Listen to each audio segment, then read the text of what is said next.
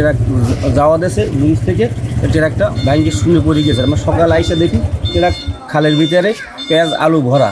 এর থেকে অনেক লোড গাড়ি মোটামুটি যায়, কিন্তু ব্রিজটা আগে হইতেই বেহাল দশা, ঠিক আছে। অনেক সময় গাড়ি উঠলে লোলতে, আমরা যখন পাড়াইতাম পাই যে তাকে লোড গাড়ি গেলে একটা বাস গেলে দেখা গেছে লোলতে, লোলার কারণে অনেক সময় এই লোড গাড়ি ওঠার পর এই দুর্ঘটনাটা ঘটছে। এই সাইডে একটা ব্রিজ এই বহুদিন এই সাইডে ফেলাই রাখছে। যানবাহনের ক্ষতি মানে তো মালামালের ক্ষতি হয়েছে, মানুষজন কষ্ট আছে। ড্রাইভার বহু ছিল বুকি ব্যথা পাইছে, ঠিক আছে।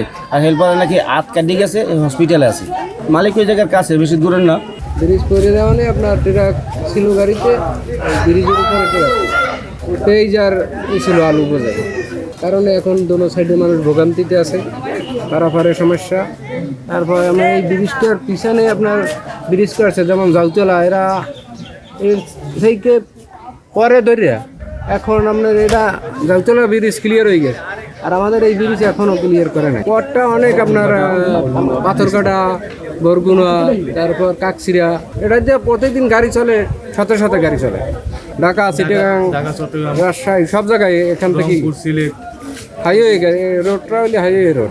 এখানে আর কি এখন জনগণের যে দুর্ভোগের বিষয় হচ্ছে, এখানে অনেক ঢাকা থেকে আগত পিরোজপুরের দিকে মঠবাড়িয়ার লাইনে যত ঢাকাগামী যত বাস আছে এখানে মঠবাড়িয়ায় ঢোকে, সকল বাসগুলোই এখন এখান থেকে আসা বন্ধ হয়ে গেছে।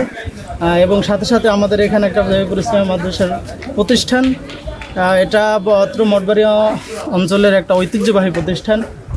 সেক্ষেত্রে আমাদের যে ছোট ছোট বাচ্চারা আছে এবং অনেক শিক্ষার্থীরা আছে যারা সাপার ওই পাশ থেকে এই প্রতিষ্ঠানে আসে, কিন্তু আজকে এই ব্রিজ ভেঙে যাওয়ার কারণে তাদের আসার যে দুর্গতি, তারা আজকে অনেক স্টুডেন্টস তারা উপস্থিত হতে পারে না, সকাল সকাল আসতে পারে না। এর কারণে অনেক উপস্থিতিও কম হয়েছে। আর বিশেষ করে আমি এই দায়িত্বশীলদের কাছে আমার একটাই জোরদার যে আমাদের এই ব্রিজটি এটি অতি দ্রুত করার আহ্বান জানাবো, কারণ আমাদের এখানে একটা প্রতিষ্ঠান আছে, প্রতিষ্ঠানের ছাত্রছাত্রীরা যাতে এখানে তাদের লেখাপড়ার দুর্ভোগ না ঘটে।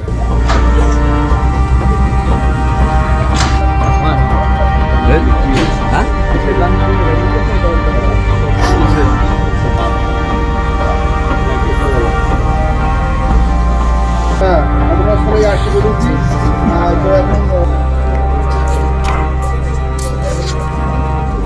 সোজা